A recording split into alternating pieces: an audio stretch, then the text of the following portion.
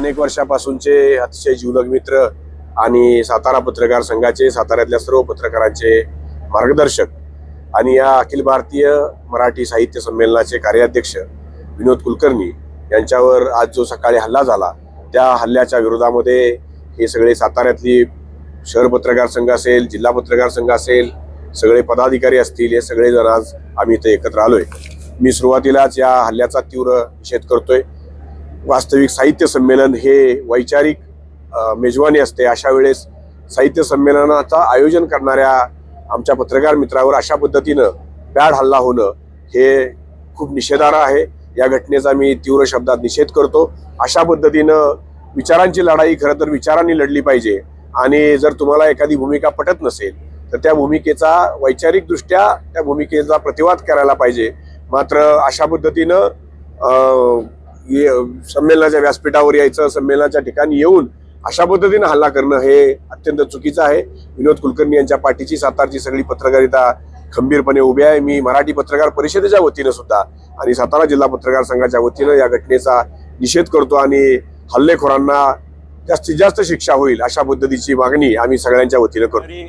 पत्रकार प्रथमतः मी विनोदला पत्रकार म्हणेन, मग तो साहित्य क्षेत्रात आलेला आहे. अशा पत्रकारावर, निर्भीड पत्रकारावर जो आज काही हल्ला झालेला आहे, ज्या पद्धतीने हल्ला झाला त्या पद्धतीचा जो हल्ला आहे, म्हणजे काळं फासणं, कोयता घेऊन येणं, जीव मारणं, म्हणजे आमच्या पत्रकारांवर तरी खरं तर असे हल्ले हे महाराष्ट्रात अनेक झालेले, तर अनेक लोकांचे जीव गेलेले आहेत.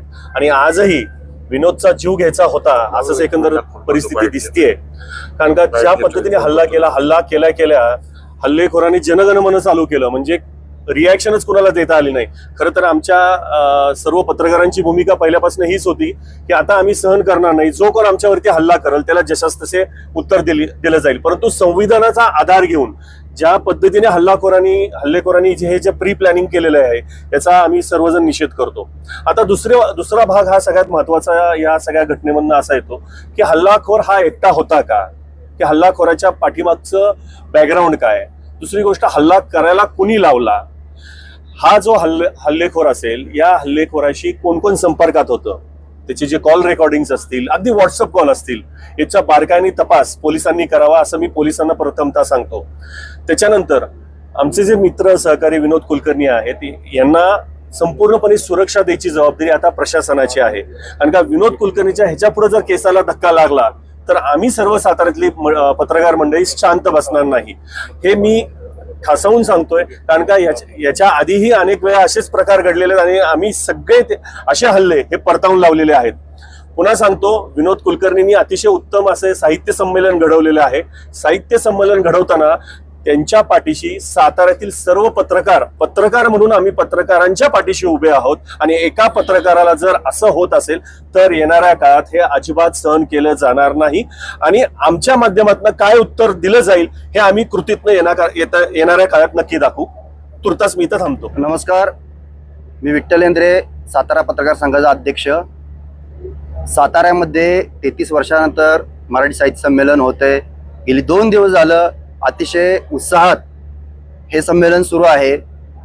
आज अचानक कार्याध्यक्ष असलेले विनोद कुलकर्णी तसेच आमचे पत्रकारांचे मार्गदर्शक विनोद कुलकर्णी यांच्यावर भ्याड हल्ला झालेला आहे. प्रथमतः मी त्या हल्ल्याचा निषेध व्यक्त करतो. ही विचाराची लढाई आहे. ज्यांना कोणाला यायचं आहे त्यांना समोर यावं आणि विचाराच्या लढाई विचारांनी करावी. अशा पद्धतीने ही भ्याड हल्ला करू नये. एक पत्रकार म्हणून विनोद कुलकर्णीच्या पाठीशी आम्ही सर्वजण आहोत. पोलिसांनाही या ठिकाणी मी विनंती करतो, तसंच आवाहन करतो की इथून पुढं या साहित्य संमेलनाला कुठल्याही प्रकारचं गालबोट लागणार नाही.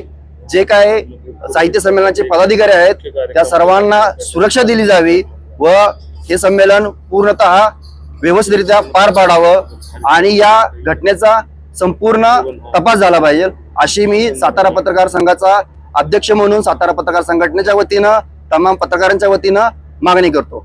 धन्यवाद.